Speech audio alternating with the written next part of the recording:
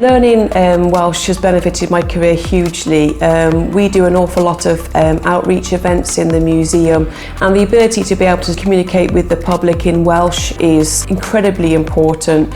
We have a diverse range of families that come in. To be able to speak to them is brilliant, but also to be able to sort of communicate, whether that's on social media or producing exhibitions.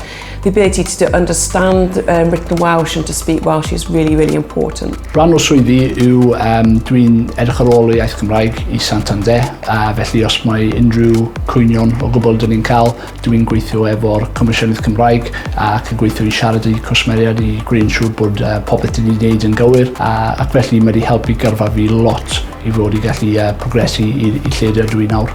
Wel, mae'r Gymraeg yn fuddiol ar gyfer unrhyw un sy'n chwilio am waith yn y sector addysg, neu'r cyngor sir, yr cynghoraig cyffredin. Ond mae hefyd yn sgil sydd yn bwysig o safbwynt dwyieithrogrwydd. Mae pobl dwyieithog a set o sgiliau eitha arbennig. I've been very lucky in that I've actually had Welsh lessons provided by Cardiff and Vale College within my organisation.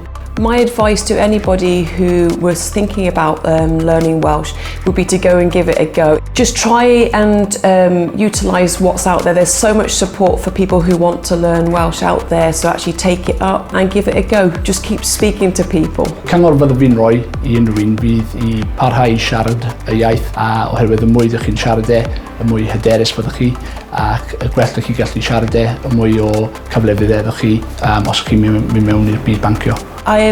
Working for Lleol Cymru means that I've got a lot of opportunities to actually speak Welsh now that I've actually learnt Welsh. The museum itself puts on Welsh language tours each month, but talking to our colleagues, we play Scrabble in Welsh, but just that opportunity to have a conversation most days is really important to carry on learning.